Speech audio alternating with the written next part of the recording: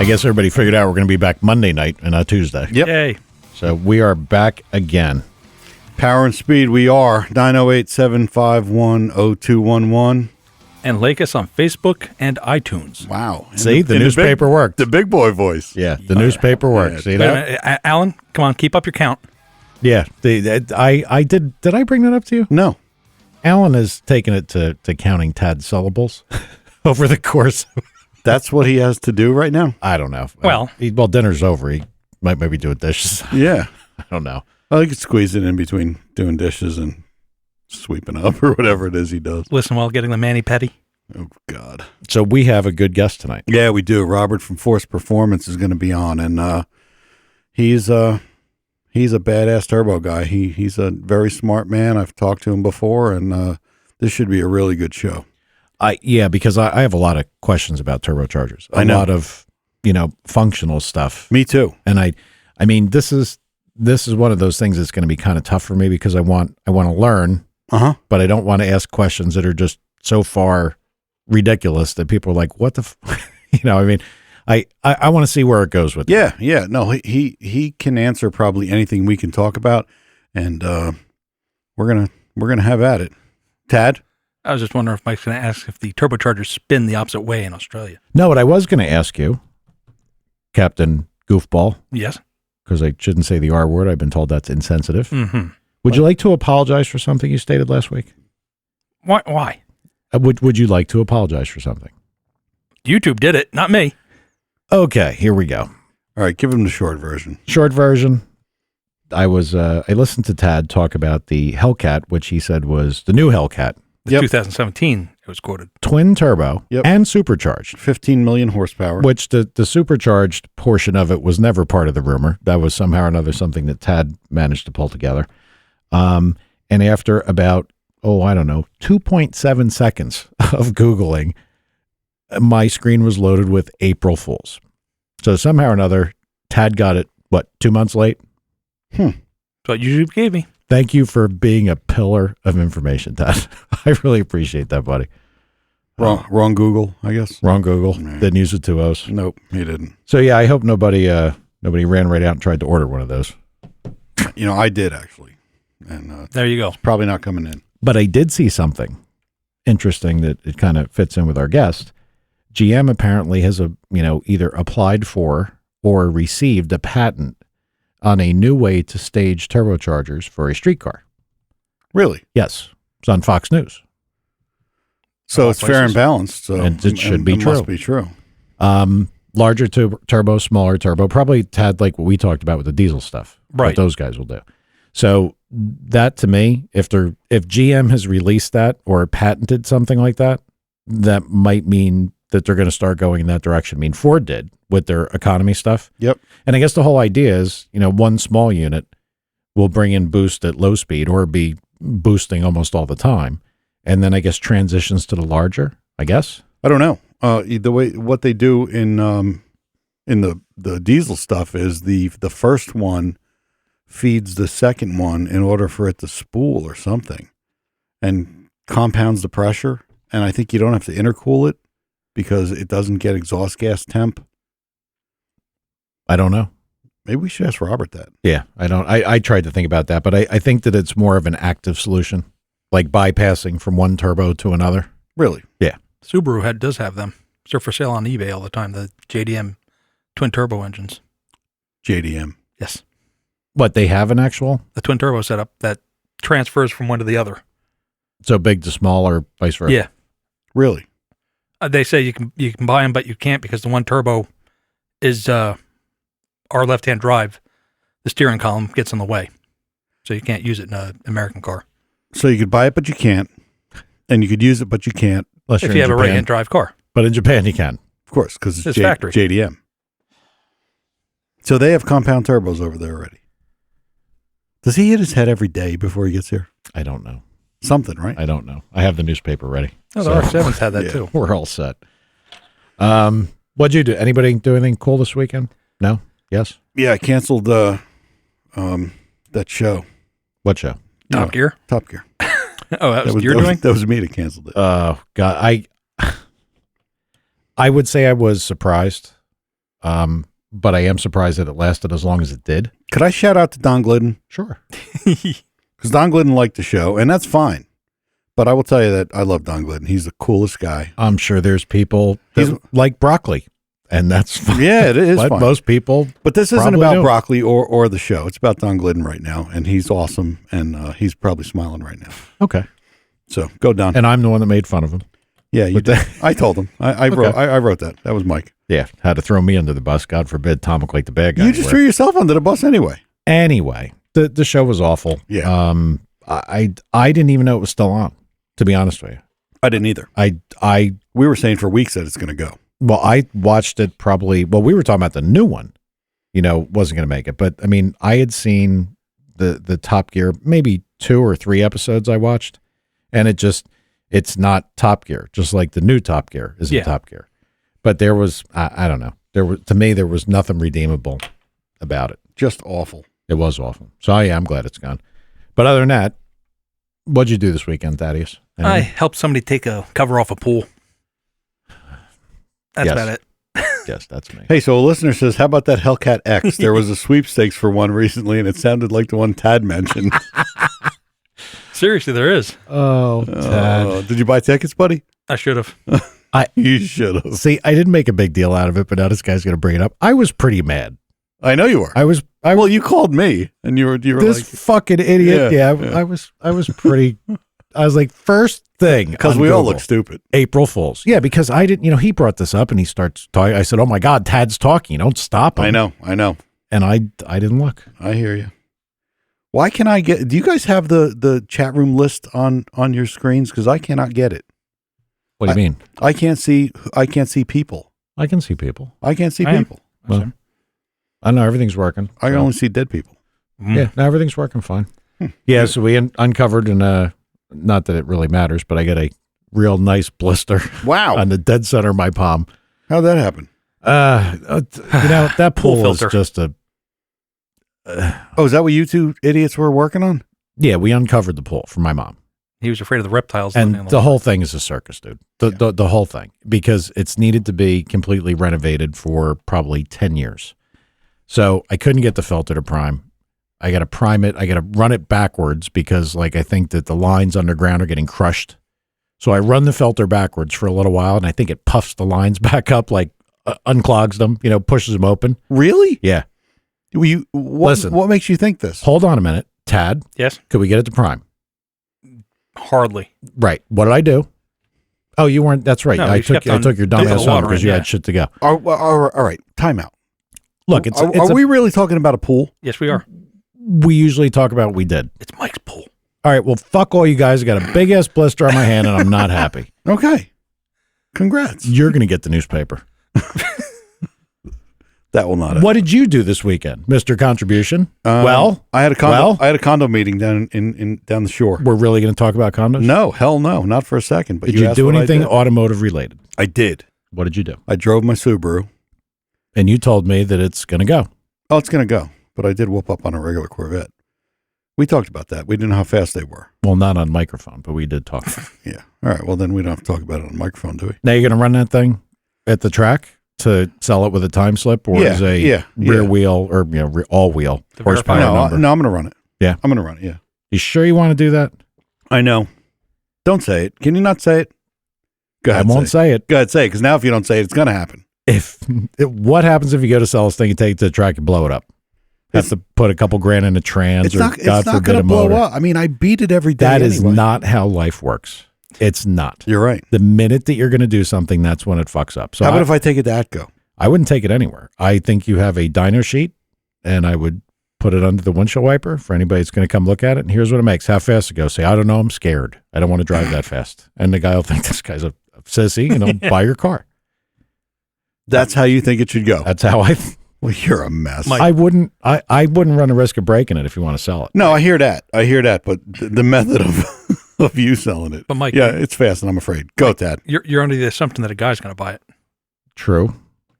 But we can't say that because that's not Yes, politically that's correct. no We can't PC. go down the political channel because that's no good. What are you saying? Because it's a Forester, a woman might buy it? Tom, Will she have short hair? we have to be careful here. And by the way, Alan has chimed in. that pulls and covers. I guess he's providing your input here that he's not that interested. Alan, go bake a cake, buddy. That's all I got to say. He did that once already today. So, what time is our guest going to call? The usual. All right. I know why, because we have nothing. We have nothing to talk about. Well, Ted. I was going to talk about my trials and tribulations with a pull that I'm going to have to now dig out by hand because I can't get my fucking tractor back there. Because listen, here's what would happen. You want it just like I told you? Don't run your car. The tractor is if I drove that next to the pull, there's a very small area that the tractor could be on to get the backhoe in to like pull up what I think is bad. And it'll cave the pull in. That pull, because the beam is broken. It's a plaster pull. The beams are separating. Yep. I guarantee you, I would have ended up in that fucking pool with the tractor. That would have been awesome. So, I mean, this is going to have to get dug by hand, and it's going to suck. Can I take video? No. What, so the pool's not working? No. At all? No. Right now, it's green, full of frogs. One scared Tad. Didn't scare me. Yes, it did. Popped right out of skimmer right next to him, screamed like a little bitch. With that voice that he used to use? Yeah, exactly. I know the voice. I have mail. No, if you let me finish explaining my pool story, you got to hook it up backwards. So you're blowing the water back into the pool from the skimmer side. It's got that polyurethane pipe. You're blowing. Listen. Yeah. It's got that polyurethane pipe. Yep. When you circulate it backwards, it seems like it puffs the pipe open, and then it will work for... So you're blowing and puffing. Yeah. For a pretty fair period of time. Yeah, sure you were. But now apparently when they put this pipe in, they use like white PVC fittings. Yep. So they're all broke underground. I dug one out by hand, and I'm done. Oh, so they legit are broke. They are broke. How long's it been there? I think they put the pull in like 68 or 69. That lasts a pretty good time. Yeah, that's probably about it. If anybody's a pull guy that does this stuff, you can contact me, because I'm probably gonna have to fix this. That sucks. Yeah. Because I think if they leak, you can push through. I mean, they have hoses that you push through. You lose a little ID, but that's how they fix them now instead of digging them up. Yeah, but I think that the way that this is, because they use that polyurethane pipe, and I don't think they do anymore. I think they use Schedule 80 PVC. I think it's what they use. Mine is PVC. Yeah. So it's just a mess. But it's going to be my problem. So that's what I was going to talk about. But I asked you what you had. Well, you just did talk about it. Quit crying, both of you guys, man. I am tired today, too. Again, 3 weeks in a row. Somebody's going to talk about that. Hey, Mike's always tired. And I actually opened the phone system, too. So there you go. We're ready. That's a good plan. That would help.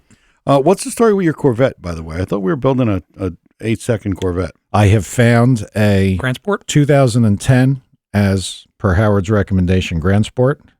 It is not, in fact, yellow. It's black. It was damaged. It was an accident. It needs a front cross member, like the spring carrying apparatus, engine cross member, cradle, whatever you want to call it. Hey, can I just interrupt real quick? Sure. So Aaron just said blowing, puffing, blister on his hand. Yeah. Aaron, yeah. I've said many times that I enjoy your Facebook page. Don't start making me leaving you graffiti. Okay? Oh, right. Yeah. So now he's a bad guy? Yeah. Because he's showing us the obvious. But this thing looks like it's a reasonable deal. Yep. It is. It's a Grand Sport? Yeah, it's a Grand Sport. So it has a factory kind of regular motor. Has a fair amount of miles on it. But it's got the big tire. But yeah, it's bigger, wider body. The wider body. Yeah. So you don't have to go through tubbing or anything like that. So a friend of mine knows where it is, and we're in negotiations right now to see how cheap I can get it. The guy just wants it gone. What friend? Joey? Yeah. Okay, good. So that could happen. Yeah, Joey. Yeah. That's all. Got it. That's all you can say. Yeah. Good. That's cool. So we got that, and you were bringing up the GTR stuff, and I got to say I was quite. I know. Peaked. I saw the one in Wildwood this weekend, and every time I see one driving around, because you always say, they look like a Maxima, and they look like this, and then you see one, and you remember that. That's not. It's not so much a Max. Maybe it's not a Maxima. Maybe it's an Altima or what. I don't. One of them. Only the taillights look it. But the thing just doesn't. No, they're pretty badass. We're gonna one weekend after we shoot, we're gonna go drive one. Yeah. I'm sure they drive great, but look, I'm not the guy that wants necessarily attention, like people to look at you. So that's a perfect car then. I understand that. Corvette. Mr. Yellow Corvette, right? Corvette. I bought, hold on, Jackass. Cletus, the Corvette that I gave you. Yes. Did you ever hear that story? Yes. Okay. Everybody's heard it. Yes. A million times. What color was that? Yeller. With what? A black. Black top. There you go. Okay. What is my other one? Yellow with a black top. What's the new one? Yellow with a black top. So it's not like something. I know it's a yellow. It's a yellow redundant. thing. It's a yellow thing. All right, we need help with this show. Good thing we got a caller We do. because we suck. Is he worthwhile? Should we put him online? Yeah, he's really All good. right, hang on. We got him. You can make the introduction. I will. Robert, you there? I am. Hey, Robert, welcome to the Power and Speed podcast. Right on. Well, I'm happy to be here. So, in case you guys didn't hear the intro, this is Robert, the owner of Forced Performance Turbochargers, and I've known about his company and him for quite a while. I've been filling these two knuckleheads in recently, but Well, I knew about the name for a while because Tad on his Subaru currently has an FP Green. yes, And that started the whole slew of jokes of the turbocharger names. Most popular turbochargers for the Subaru. I think we've been selling greens for Subarus since maybe the beginning of 2004. Yep. Perrin got us involved in that originally. you know, we've asked a lot of people on the show, and who better to ask than the guy who makes them? How much power can Tad make with a green? It really kind of depends. If the engine is a factory piston and rod engine, generally speaking, you're not going to want it to spool up very quickly. You want to ease into the boost pressure in the upper RPM to avoid this torque spike in the bottom that kind of folds those rods up and hurts those pistons. You normally on 93 octane, you're going to do maybe 380 or so horsepower.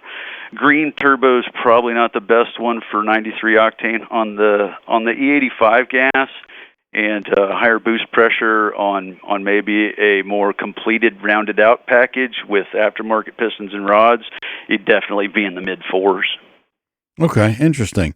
Well, yeah, he's got a fully built, as they say in the Subaru world, engine. So, but he's also got one of the original iterations of the green. In 05 Well, one of the or so. biggest contributors on those motors, and fully built sometimes means still has stock cams, and that'll really get in your way on the Subaru. Especially if you're wanting to rev them, it'll really kind of just hold the power from happening in the upper RPM. So Interesting.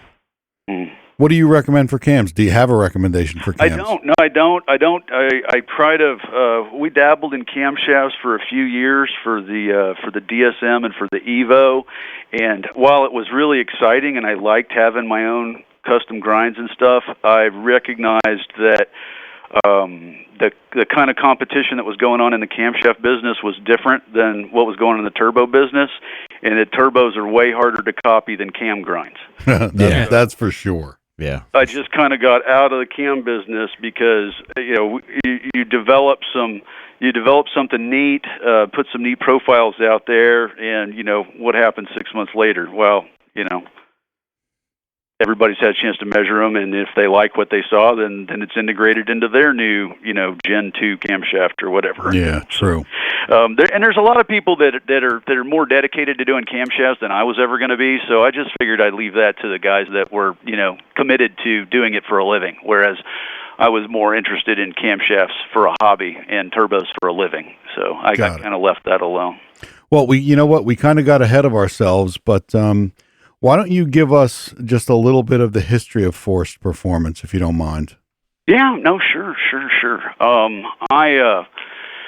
I was always a gearhead as a young kid and going to college. And when I had a chance to start working in machine shops as I was in college, I kind of gravitated towards shops that were automotive related, engine rebuilding, and then ultimately turbocharger overhauling shop in Houston, where I was going to school. And at the same time, one of the neatest cars out there, I always thought, since 1990 when they came out, one of the neatest cars and with the most potential was the Eclipse. So I'd always lusted over these cars, and really, Forced Performance's history is really tied up in the Eclipse, and there's a lot to say about the Eclipse. I realize it's an old car now, and it's not really, it's not cutting edge 2,500 horsepower Lamborghini GTR sort of conversation, but I think it has a real relevance historically, because the mid 90s and the late 90s was a period when the guys that were hot rodding the Eclipse were starting to realize that the factory turbocharger that was on the car was pretty big for a stock turbo.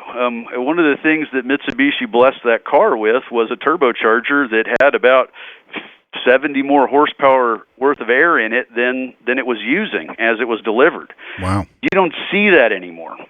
You don't see that anymore. When, like, with the Ford Focus RS is the hot new, go-to car. Everybody's, looking at how sexy the new Focus RS is, but the turbocharger that's on the RS is almost maxed out. The turbocharger that's on the Ford Mustang is just about maxed out.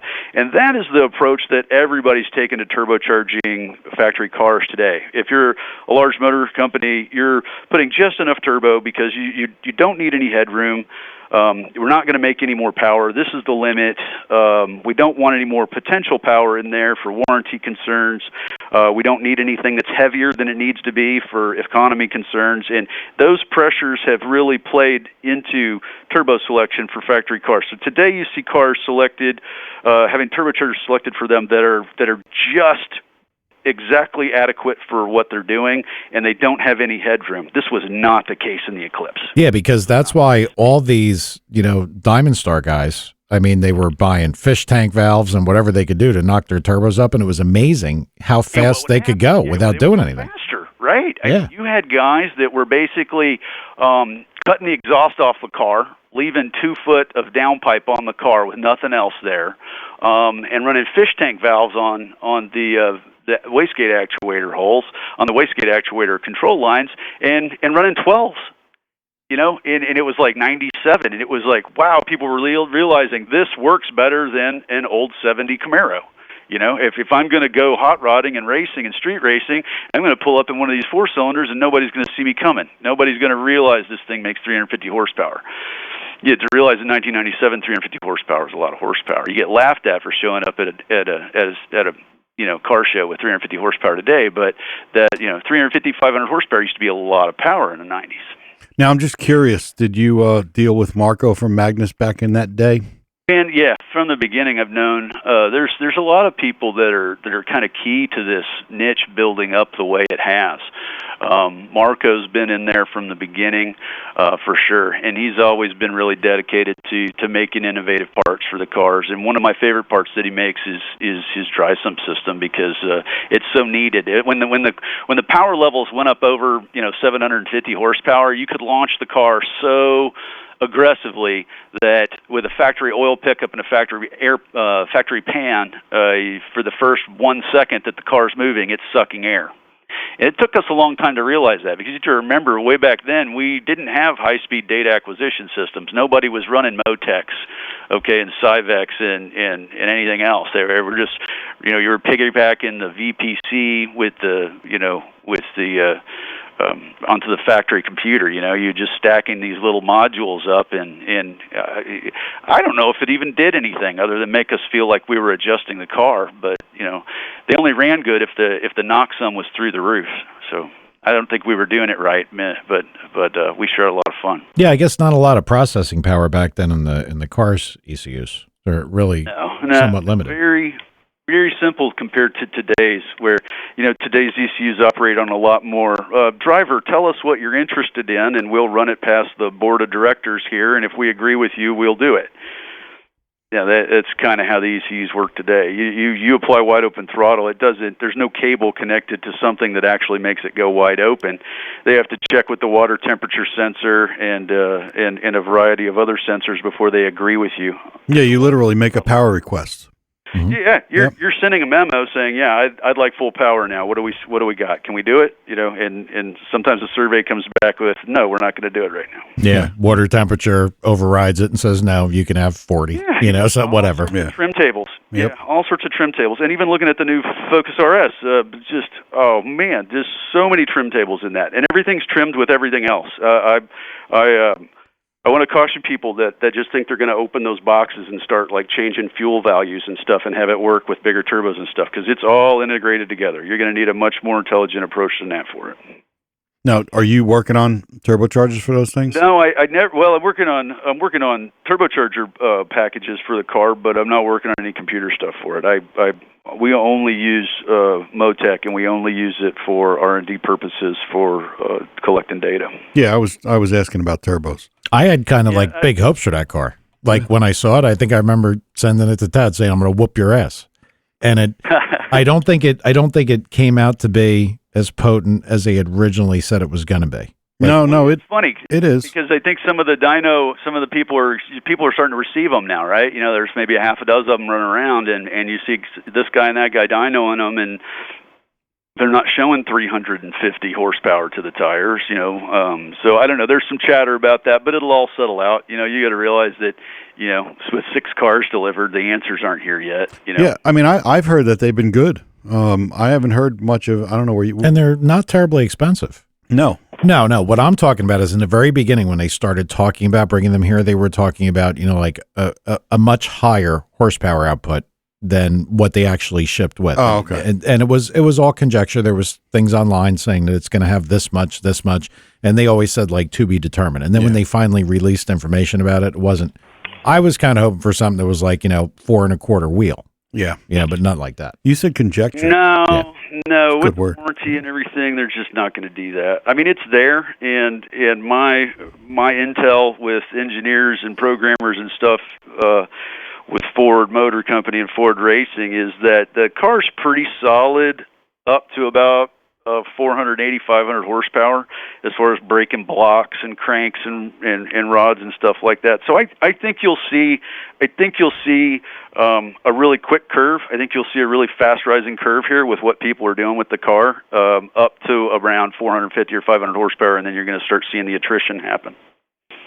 Well, that's good. I mean, that's what we're hoping for. We're you know, at my place of employment, We're going to have to find somebody to supply parts. attrition is good. Well, I mean, that's kind of what we're doing, right? I mean, we don't buy them and put them in a storage building and drive over there and look at them every once in a while. We want to break them and fix them better, and you know, $1 million man it, you know. Yep. So you know, it'll be great. And as far as like sitting in the car, it's a great car. Yeah. It's a neat car. I think it's going to be really popular. It looked like a neat car. I thought, like, for the price, it was a pretty decent deal. Yeah. About 40 grand, right? You know, Yeah. 40, 45 grand, something like that. All right, so off the Ford for a minute, because I have some questions that I've always wanted answered, and you're a great guy to answer. So I want to start off with one that has always been it's been asked and kind of answered, but how does back pressure relate, or what do you like to see in back pressure in a good working system? Okay, the basic answer to that is 1.5 times the boost pressure. But there's a lot of caveats and clauses to that answer. But that's the max 1.5, or that's the best? No, that's generally what you'd like to see. You run about 1.5 back pressure at max RPM to boost pressure. You've got a well-rounded, more or less responsive street car setup that you'll enjoy driving. Okay, if you set your turbocharger sizing up to where maybe you hit a 1-to-1 ratio, that is to say, maybe I hit 58 pounds of turbine pressure when I have 60 pounds of boost pressure, like in a drag race application, more of a 1-to-1, or maybe even less than that, where maybe you have 50 pounds of drive pressure and 60 pounds of boost pressure. That is your full-on drag race back pressure ratio, because you're going to have to launch the car on the two-step. There's not going to be any mid-range response to the throttle pedal. The turbocharger is not going to really come on as a result of the throttle pedal as much as it's going to come on responding to a two-step input. So if you got your turbo size to the point where you don't ever even cross over, you can go all the way to engine redline without crossing over, over, that's generally considered to be a very drag race configuration. Okay. And in most factory cars, like you pull a car off go grab an F-150 pickup truck, with the 6-cylinder EcoBoost in it. It's going to go 2-to-1 back pressure to boost pressure really early in the RPM range, and then the gates are just going to open and keep it there all the way through, because the intent there is the opposite end of the spectrum from the drag race combo. It's the instant torque. I don't even have a turbo. I'm acting like I'm a big block tow truck engine kind of configuration. Those will make a lot of back pressure, but they'll come on with a lot of torque early in the RPM range. So normally you look for a happy balance there. And like I said, also there's a lot of caveats to that rule. There's a lot of clauses to that rule. For example, your typical 4-cylinder at 600 horsepower has about 8 pounds of back pressure in the downpipe if you got a full 3-inch exhaust. Really? Wow. So if you're saying, wow, okay, I've got let's say I've got 48 pounds of back pressure and I'm measuring 40 pounds of boost at the intake manifold. While I crossed over my 1-to-1, I've got more back pressure than I do drive pressure, because I got 48 in the manifold and I've got 40 in the intake manifold, 48 in the exhaust manifold and 40 in the intake manifold. I got crossed over. Well, really, you need to subtract off what the turbine outlet is, because what you're really looking for when you say pressure ratio of the exhaust to the intake is you're talking about the expansion ratio of the exhaust compared to the pressure ratio of the intake. You want to look at each pressure ratio. So you're assuming that you don't have any downpipe pressure building up when you're talking about the turbine pressure, back pressure number, and you're also assuming that you don't have an inlet disadvantage at your compressor, like running 3 foot of 2-inch piping to a 4-inch round, 6-inch long filter and trying to pull 600 horsepower worth of air through it. You're going to have a lot of vacuum there. It's very easy to have, several pounds of vacuum at the front of the turbo and several pounds of boost pressure after the turbo in the downpipe. Mm-hmm. And that's part, you have to count that. You have to consider that when you're talking about back pressure. See, I didn't know any of that.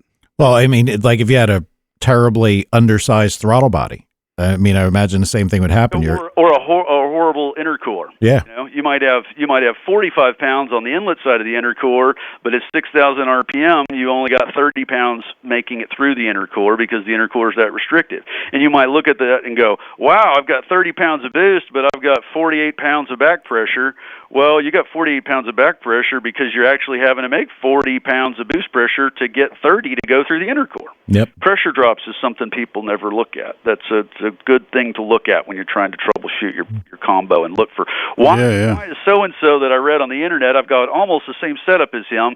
He makes 75 more horsepower than me. Do I have a defective part? Probably not. Your combo's not as refined as the other guy's combo in most cases. Yeah, it's great to get all that data.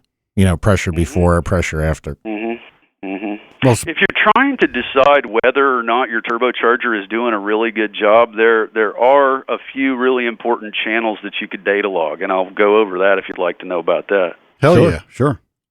Okay, you want to know what your turbocharger shaft speed is. So you want to put an RPM sensor in the turbocharger.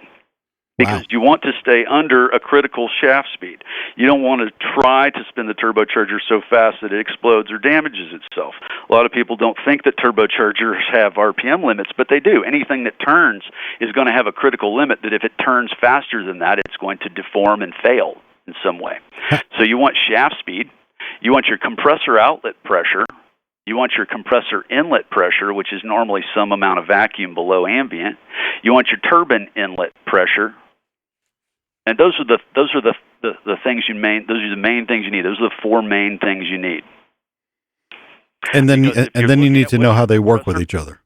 Well, if you're looking at your compressor pressure ratio, you want to make sure that it's not, say higher than 4 or 5 to 1, unless you're intending on running a really high pressure ratio. Your shaft speed, you want to stay under 2,000 or so feet per second at the tip of the compressor. So you're going to affect the RPM measurement with the radius to the tip from the axis center of the shaft to the tip of the compressor wheel, and calculate what the feet per second of the tip is. You're not going to exceed 2,000 feet there for fear of distorting parts and damaging and getting poor performance performance because you're basically running off the compressor map at that point.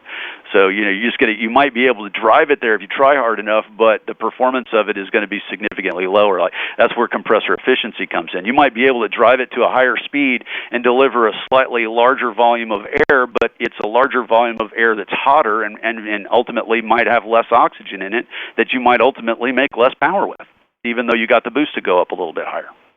So you want to be that's what you want to be aware of: shaft speed, compressor inlet vacuum, compressor outlet pressure, and turbine drive pressure. Secondarily, you want to look at intercooler pressure drop because, like I said, the example I said a minute ago, you don't want to spend 50 psi worth of work out of the turbocharger outlet going into the intercooler only to have 40 of it make it through the intercooler. So, and you don't need to data log those all the time. A lot of those things are just things you can check a couple of times. Check it on the dyno, check it at the drag strip. Then you can pull those sensors out and you don't need them again. Because the pressure drop of an intercooler is not going to change. Either it's a good intercooler or it's a piece of shit. Yeah, for what you're doing, you get the data, and then at least you know where you are. Wow, so you want a pressure sensor on both sides of the intercooler. That's interesting too. Yeah. Well, let me ask you a question. Because we're pulling heat out of the air, is there an amount of expected? I mean, you couldn't have an intercooler drop 0 pressure pounds, could you? I mean, no, you really never see them be 0. They're always some fraction of a pound. I've definitely stuck sensors in end tanks and collect data and had to sensor like around the corner from where the air's coming in, and there's a little bit of a Venturi effect because of where I have the sensor located. Mm-hmm. So you're going to get measurement error like that because you might not be measuring the pressure like the same way the Society of Automotive Engineers would, with like 6 holes drilled around a straight pipe that's straight for 6 diameters before and 6 diameters after, and you run all 6 of those taps into one line, and you run that line to a damper chamber, and then you put on the damper chamber, you put the pressure sensor. Right. That is a really accurate way to measure the pressure. But just drilling a hole in the side of an intercooler and sticking the pressure sensor in there gets the job done too. In most cases, it's accurate enough. But if you find yourself fretting over, oh my gosh, I gained a 1 psi going through this intercooler, you didn't gain a psi going through the intercooler. You have measurement error. Right, because I would think that if you cooled the air, it's got to get smaller. Well, on Nasioc, they would gain pressure though. Just how they. But you wouldn't lose as much. And a lot of weird things happen with like that was a Nasioc joke. Yeah, these ice liquid guys and the dry ice guys, they can get some really crazy low air temperatures going into the motor with that. Yeah, no, that was more of a Subaru Nasioc joke. Those people are nuts. But anyway, sorry. Well, I try to stay off the forums, as much as I can. Me too. It's a rough world out there if you want to get on those forums, I think. Yeah, it is. I mean, this is probably a horrible subject, but can we talk about compressor maps? Because it's probably a very difficult conversation to have and explain how they should be applied. There is. It is because unfortunately there's a lot of book stuff involved in compressor maps, and so it's not as easy as just having the map in front of you, looking at your mass flow meter and going, oh wow, 2.7 volts, that means 37 pounds a minute, that means I'm on the map right here. You actually have to collect a lot more data than that, do temperature and pressure speed corrections to what you measured it was before you compare it to the map. Maps can be really useful. They can also be like your worst enemy and make you think something is going on that's completely not true if your math is off. But generally speaking, maps can give you at least a snapshot into what the turbocharger is capable of. For example, my favorite thing to do when I look at a compressor map is notice how high up is the maximum pressure ratio at the maximum speed line. What pressure ratio is that? Are they demonstrating that it can do a 3-to-1, a 4-to-1, a 5-to-1, a 6-to-1? How are they presenting the compressor map? Because if you have a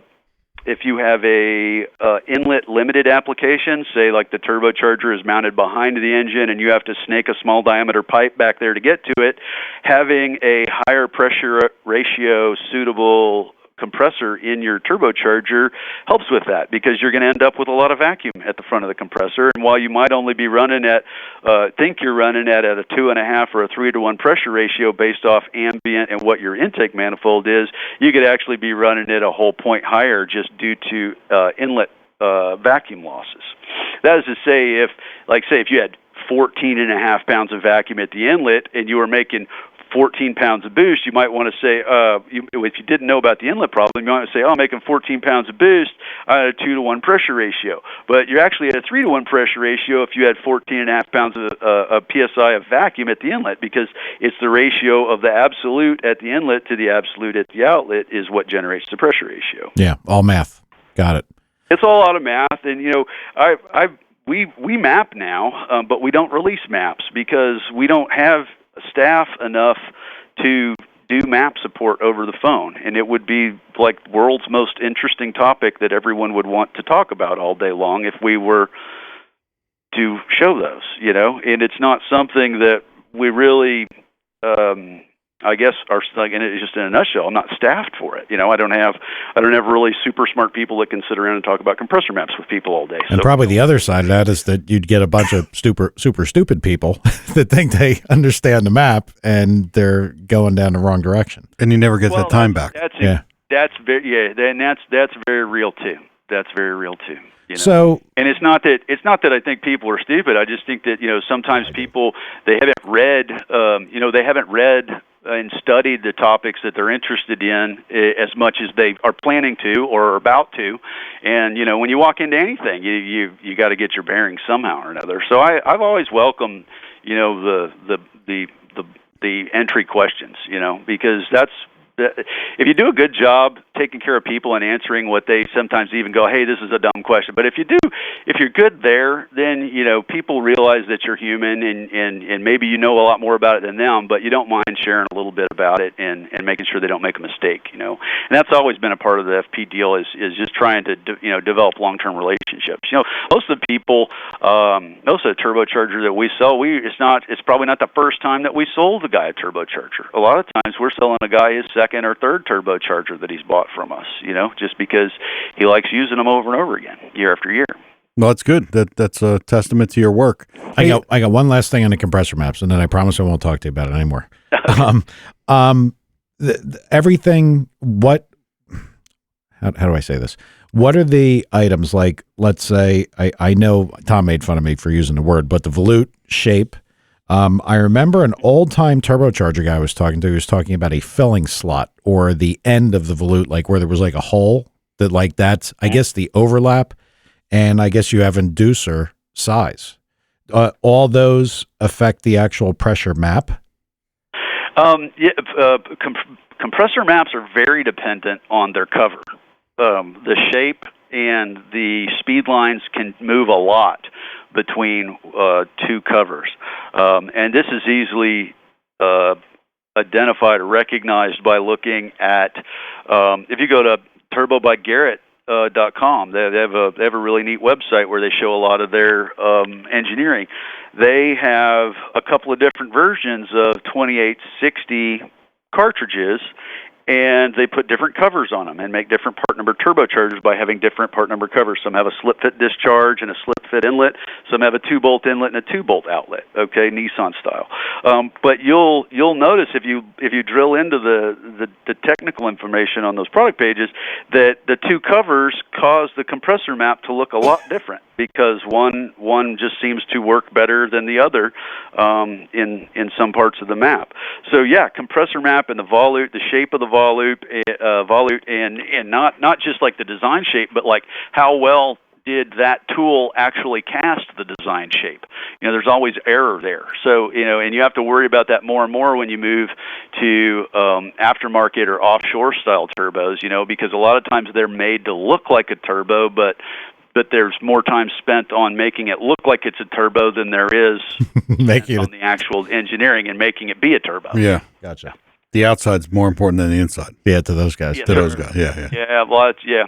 And I don't know. What do you think? You can get a turbocharger on eBay for probably $200. Well, what did they make that out of if it can be sold for $200? Like, what material, what kind of metal is that even? You know, I think you have to ask yourself a couple of questions there. I think it's called crap. Yeah. Normally. Technical. Right. That's a technical word. Alloy. That's a technical term. Well, shit. yeah, it's crap alloy. But hey, I got simple questions. What does HTA mean? Is that like your kids' initials? No, there is a funny story that goes along with that. We had been working back and forth. It was originally HTA 15 because it was the 15th iteration of that blade arrow that we were working through development on, and we were doing it all. Simulated inside some really expensive computer equipment that we were able to get time on. And so as we were going through, we had to identify, all full blades, some splitter blades, this splitter blade, that splitter blade, this full blade, that full blade. So it ended up being 3 letters, and I forget even they don't mean much of anything in particular. It wasn't an acronym for anything, but it was like the first letter and the second letter were having to do with which full blade and which splitter blade style it was, and then the A, the A was the splitter blade part, and the first 2 was whether it was all full blades or which full-size blade it was. And then we had 15 at the end because we had finally settled on an HTA configuration and then got to the 15th iteration of that. But it doesn't mean it's kind of a story that doesn't have a story because it doesn't mean anything. That sucks. I wanted it to mean something. We should have talked about this before and made it mean something. Yeah, I could. Harry's. Yeah. Yeah. Shit. We'll edit this out. We're gonna fix this. It's gonna mean something cool. Came up with names for it afterwards. A lot of people came up with names for it afterwards, for sure. Well, and a lot of time's been spent talking about what it meant, but it was just letters that we were using to designate the different blade shapes that we were working on. And, Marco said it means hot tits and ass, but that I think I agreed to that for years until I realized it was not quite as classy as what I was. Yeah. Well, going forward now, since we know what HTA means now, is it Zona? Is that how you say the new stuff? Zona, yeah, Zona rotor is that's where all of our new product development is occurring now. We kind of went through a phase where we built a lot of turbos using everybody else's parts, using Mitsubishi Heavy Industry parts, using Honeywell parts, using Borg Warner parts, using Holset parts, any kind of parts that seemed to fit an application. We used them. We started to realize this really got in the way of us building as many turbos as we wanted to because we had to depend on so many sources for piece parts, and they were piece parts that were not always readily available in any kind of quantities. So as we started to realize that was really the problem, was just getting the parts that you're supposed to build 100 turbos, and you're supposed to have 110 of this and 110 of everything, and you get 110 of all of it except for the last part because Mitsubishi's out of it. Well, you're just kind of tattooed, right? Yep. Nothing you can do. So we kind of, that was kind of what happened during we started recognizing that in the late 2000s, and finally, just a couple of years ago when we started Zona Rotor, we bit the bullet and decided we weren't going to use other people's parts anymore at all. We were just going to make all our own parts. So that was when Greg Jones and me Greg Jones from Tile Sport and I got together and decided, the only thing that's getting in our way is the fact that we're buying parts from people instead of making them. So let's just make all our own stuff, and then we can just blame ourselves when we don't have enough of it. So that's where we're at, and that's the motivation that founded Zona Rotor, and I tell you, I can't be happier.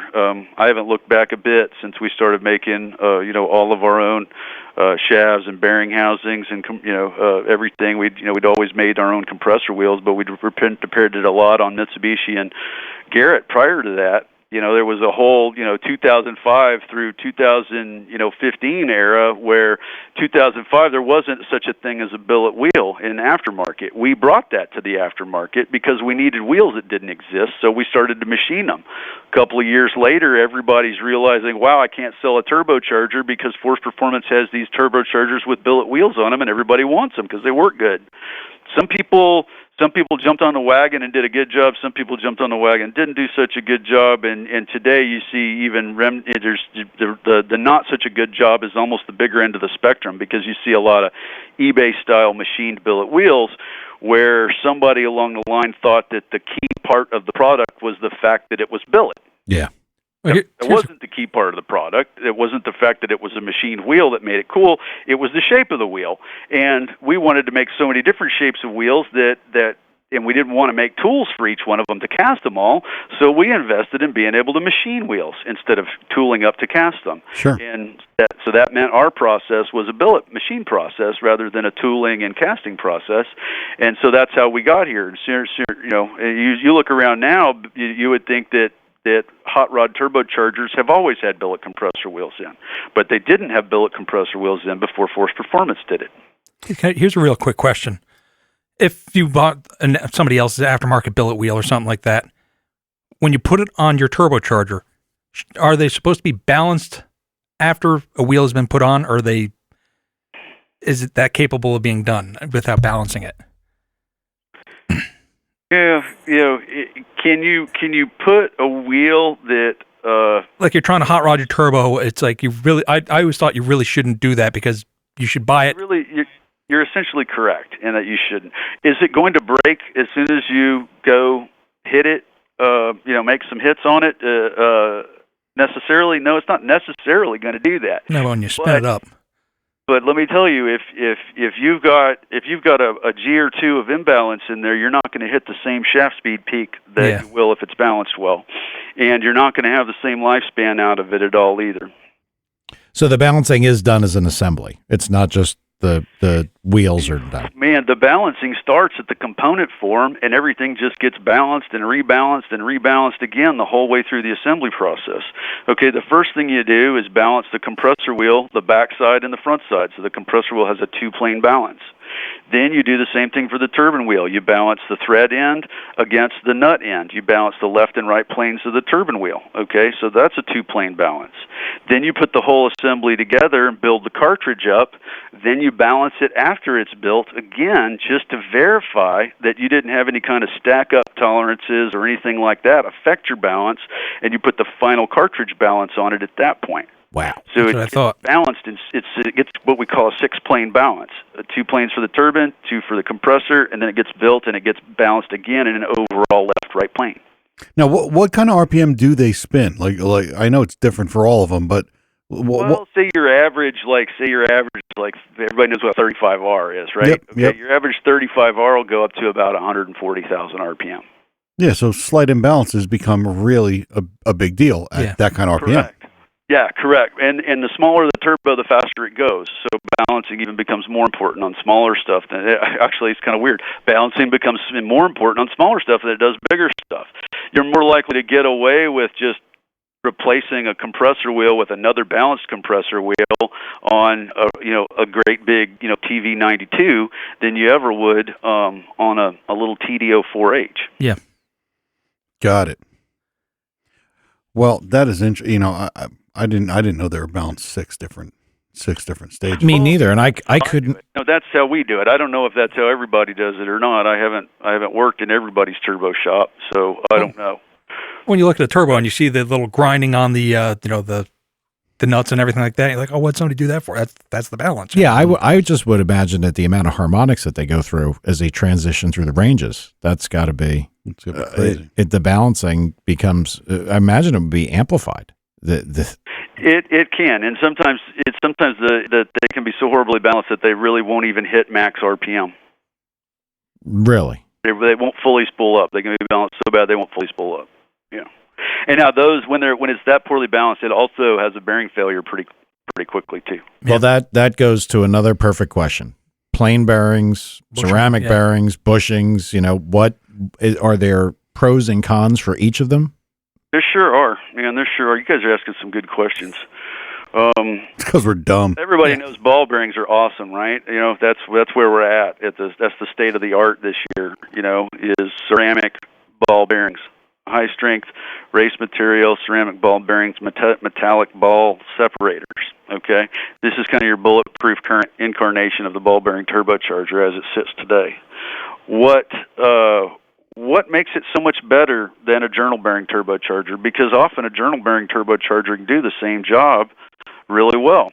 But I'll tell you, you really want to know what I think, right? I'm going to tell you what I think is the singular most important reason why you would use a ball bearing over a journal bearing. You're not even going to believe when I tell you what it is. Go.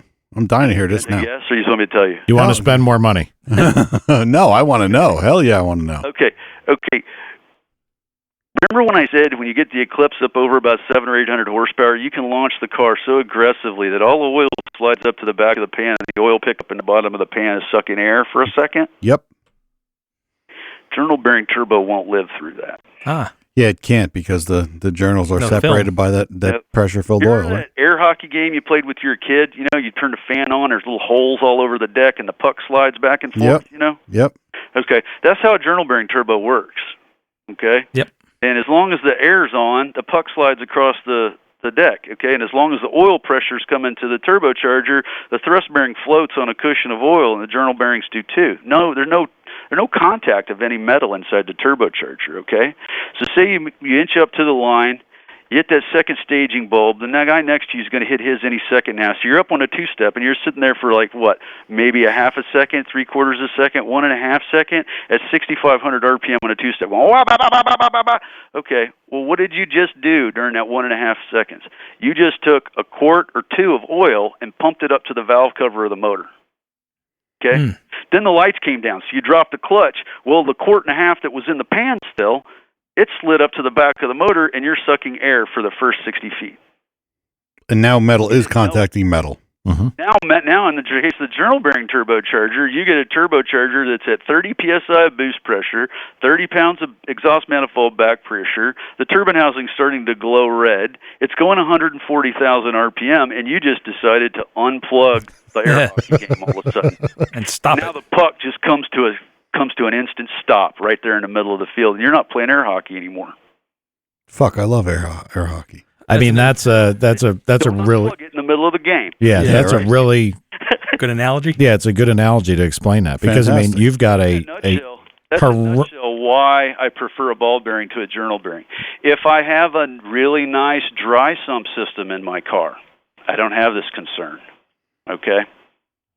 Because my oil pump is always getting fresh liquid oil that has already had the foam settled out of it from the settling tank, from the oil reservoir tank. Well, people always say that a ball bearing turbo spools better than a plain bearing turbo, or is that just because people are comparing apples and oranges?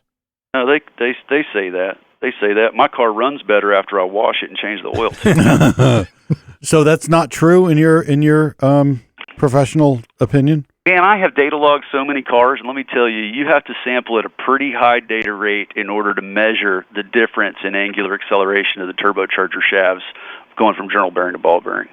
Well, I mean, it's not the do-all, end-all difference between the two. Yeah. It's there. If you try hard enough and you're accurate enough and precise enough with your measurements, you can measure it, but you're kind of going to a lot of trouble. Well, it would seem to me that two bearings riding on a perfectly fine film of oil would be very happy.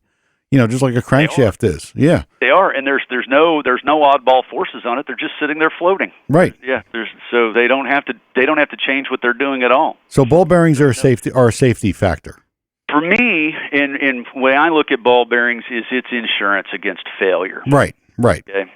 If you want something that's going to play hurt, the ball bearing can play hurt a little bit better than the journal bearing can because it can go without oil. Like I've taken one of the Zona rotor cartridges on the test stand in single loop mode where all the EGT is there.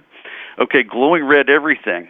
Walk up to it in the middle of it going full steam, 50 pounds a minute flow rate at 30 PSI, and turn the oil pump off.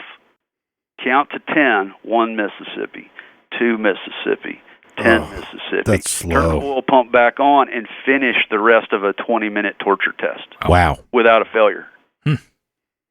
That's what ball bearing can do for you. You try that with a journal bearing turbocharger. You won't get past the 1 Mississippi. I would think with just the amount of cooling that the oil has to be doing, it would be tough even if it was a ball to handle that. Well, you bring up a good point there because intrinsically the ball bearing turbochargers have really small oil volume flow compared to a journal bearing. So the oil doesn't really have a chance normally to do as much cooling as it does in a journal bearing. And ball bearing turbochargers, as a result of that, are way more dependent upon water jackets for cooling than journal bearings are. Journal bearing turbocharger, you can run unrestricted -4 at 60 psi to it, and it's fine. It's happy with that. You'd never do that on the ball bearing turbochargers. You always dial it back. You're always using a 20 or a 30 thou restrictor, always reducing oil supply pressure to perhaps 20 psi or so, even at max power. So that really cuts down on the flow rate of oil through the turbocharger, and it really changes how much cooling the oil is doing as it goes through the turbocharger. Ball bearing turbochargers don't really get a whole lot of oil cooling as a result. Okay. They're heavily dependent on the water jacket for cooling. Hey, can I get a tour of your place one day? Yeah. One day. What day? Go ahead, Mike. You want to say volute again? No, I don't. Shut up, Dick. On the oil system side, is there any benefit to separating engine oil to turbo oil other than oil contamination? Like, I mean, but you just kind of answered it for me, because if the cooling doesn't primarily take place in ball bearing turbos with the oil, then there's really not as much reason to maybe separate the oil system. Here's a big reason. Here's a big reason. If you have an independent system to lubricate the turbocharger with, a little electric pump, a sump, a cooler, I got a whole circuit there for that, okay? And you're not connecting the turbocharger to the engine oil, then you're also not connecting the drain of the turbocharger to the oil pan. And you know what that means? That means you're not having to have your bearing housing be at oil pan pressure. Okay. Oil pan pressure can be through the roof sometimes. It depends on what fuel people are running, how much boost they're running. There could be 2, 3, 4, 10, 20 psi of pressure in some of these crankcases sometimes. Sometimes enough to blow camshaft seals out. Yeah. And not having to connect your turbocharger to that oil pan, really, if turbochargers were not connected to the oil pan of the engine, had their own independent oil system, that would cut down tech support issues by 3/4. Understood. I got it. And it makes sense. I didn't think about that, because you're discharging into a different environment. Yeah. Yeah. Yeah, when you think about it, okay, like say you got a 4-cylinder motor at 6,000 RPM that's making 800 horsepower. It might have 2 or 3 or 4 or 5 pounds of pressure in a crankcase, even with some great big filters screwed onto the valve cover, okay? Because that's just how much air goes past a piston that's got 300 horsepower sitting on top of it, okay? So you get a lot of crankcase leakage, and it builds up. Now how are you getting the turbo oil away from the turbo? It's gravity feeding down a 1/2-inch tube that's connected to a pressure chamber called your oil pan that's got 2 or 3 or 4 or 5 psi in it. The oil is trying to push its 2, 3, 4 psi up the drain tube and into the turbocharger cartridge. It really impedes the draining of the oil. You have to realize that when the oil comes off the bearings, it looks like a Slurpee. It looks like a Coca-Cola Slurpee. Okay, it's not like a solid liquid oil that just happily runs down one side of the tube. It's like a Frappuccino that's just getting blown down the tube by the seal leakage. You know, you got to realize if you got 50 pounds of boost pressure and you got 55 pounds of drive pressure in a turbine housing, both of your seals are leaking from the compressor housing into the bearing housing and from the turbine housing into the bearing housing. Now, this keeps oil from coming out. This is the way it's designed to work, okay? But you have flow. You have some flow of air coming into the bearing housing along with the foamy oil, and that blows down the drain tube. If that comes down the drain tube into the oil pan and there's already 5 pounds of pressure in the oil pan, it's not going to flow into the oil pan. It's just going to become like a fluid plug in the drain tube.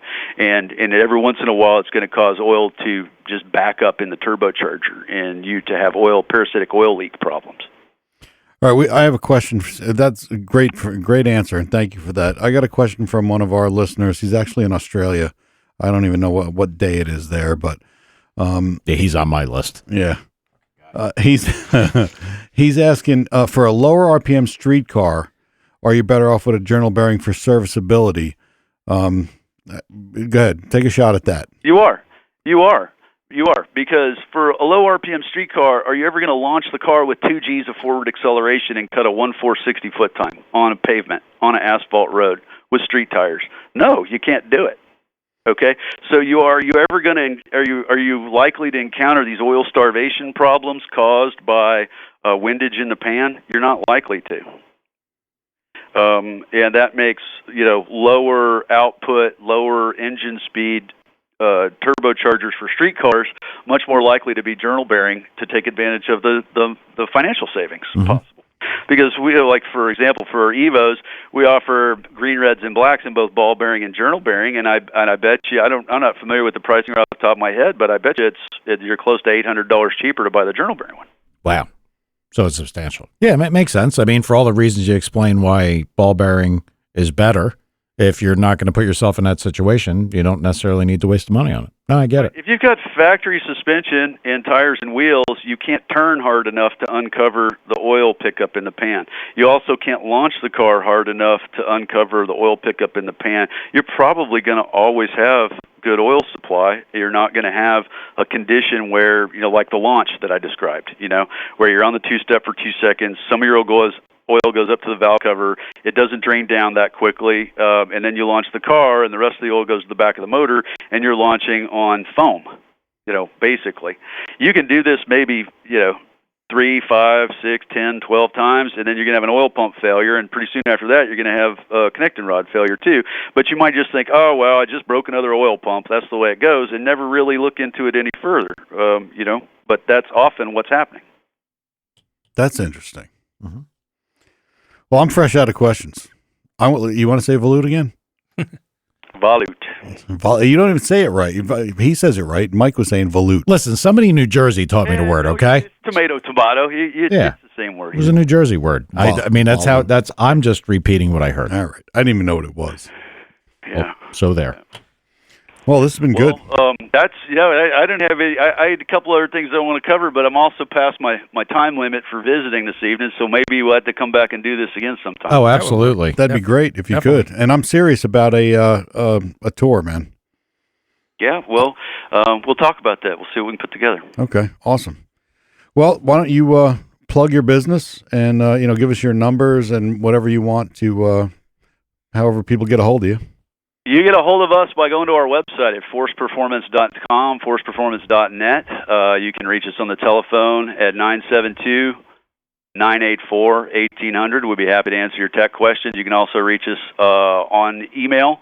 You can email me directly at ryoung@forceperformance.net. I try to answer as many questions as I can. Sometimes mail sits in there for a few days, though, before I get to do anything with it. sales@forceperformance.net is also another great email to direct questions to, and we'll do whatever we can to help you. That's awesome. Yeah, fantastic. Well, he does have to come back because I got a whole bunch more questions. I really do. Yeah, we didn't even get to the GTR and Lambo stuff. No, we didn't. Damn it. Well, maybe we'll have you on sooner than later because we got a lot of questions from listeners too, and we couldn't get to them. And engineers. Good deal. We'll save them up, and I'll come back. I'll be happy to sometime. Great to visit with you guys. Cool. We appreciate that. Thank you for the time, Robert. We'll talk again. All right. Yes, sir. You guys have a good evening. Thank you, Robert. Thanks. See ya. Bye-bye. I've got so much more, and you gotta fuck with me over volute. Well, come on, man. Trying to have an intelligent conversation. I got a boob over here. True. No, that's a lot of good information. I always wondered on the balancing fact because of the RPM that they're doing. No, I'm right there with you because I see, and maybe for the diesel it's not as important, but like for the truck, they, like the Ford data, I'd always seen wicked wheel and all these different wheels you could put in. And I was like, why would anybody just start? I was like, wait, well, my first thought was you can actually unbolt that wheel and change it. Yeah. I'm like, just like that? Yeah, I've done it. Yeah, you can't do that. I would never thought to do that. That would blow up. And that balancing deal, that's pretty amazing. The different aspects and planes of it, that's something I didn't know. Yeah. Yep. Good. How about it? Hang on. Is this your guy? Yeah, that's Dino Guy. Dino Guy. Yeah. What's up? I just got in a little late, but wanted to ask him a question. I was a little too late. I guess I'll wait till the next time he comes on. Oh, what'd you want to ask him? Maybe Mike can answer it. Is it about the volute? No, you guys familiar with forced air supercharging No, or compressed air supercharging? no. What's that like they used to do in the old days with a big tank? Yeah, so Mickey Thompson came up with it back Yeah. in '69, but never really got the valving worked out on it to get it to work. But a couple of guys in Southern California have come out with a system that you can, bolt on a V8 bracket car or whatever, and 2 tanks get you. Scuba tanks now are twice as big capacity-wise and twice as high a pressure rating as they were way back then. So 2 tanks will get you down the drag strip, and they could be effectively free to recharge, unlike nitrous oxide. And the neat thing about them is the air comes out of the tank at well below zero. Oh yeah, as it cools coming Yeah. out. Yeah. Yeah, so it makes the motor where you can't hurt it. I mean, it just it doesn't matter how lean you get it. It seems like you can't hurt the thing because the charge density is so cold. And what I wondered was if you could use that. There's stage turbos, right? And especially in diesel stuff and all that. Mm-hmm. Yep. If you could use compressed air And compress it again with the turbos. in front of the compressor on the turbo to both give you the instant response and give you the cold air, drop the ambient temperature of the inlet air. Well, they do that with nitrous, don't Yeah. they? Yeah. Well, he's saying actually make an Yeah. atmosphere on top of the additional turbocharger, which I imagine I don't see any reason why it wouldn't work. Sure. You're just introducing the atmosphere on top of the compressor. Yeah. Right. A lot of math there. Or you could do it under the ocean where pressure's higher. Yeah, I'm losing it. Yeah, it's poor. Word about But do volutes work under water? They do. Tad? Involutes, Mike? Yeah, they work. Oh, God. I can't say volute, but I can say involute. yeah. You typed that too. Yeah. All right. Some of the splines we use in our dry stuff is involute spline. So that would be opposite or backwards. Well, involute typically has a pressure angle to it. It's not a straight-sided spline. It's a angle-sided spline. Got it.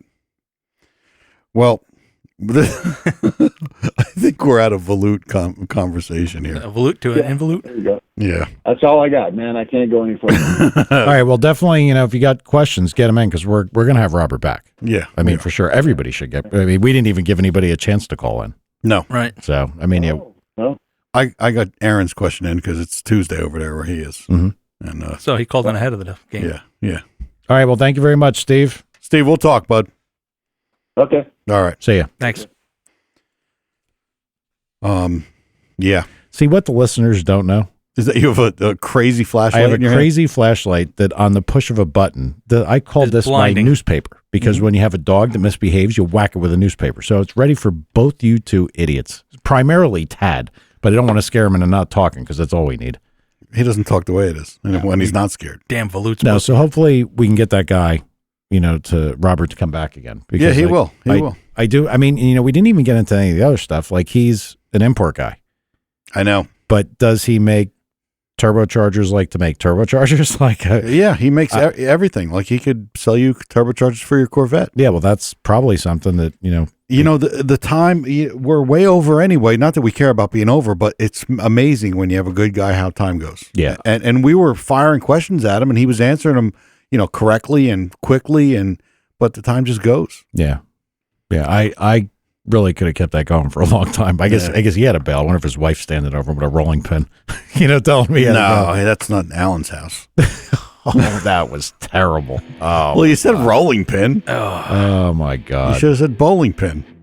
All right. Well, that's it for us tonight. I think it was great. I love talking to people that can tell me something I don't know. We got to ask our people if they'd rather be on Tuesday too. I mean, it seems like we didn't have as many people. Yeah. Yeah, right. Well, they can hit us on Facebook for We that. should put a poll up on Facebook. You know how to do that? I can find out how. All right. Oh great. boy, that ain't happening. See you next week. Later. Later.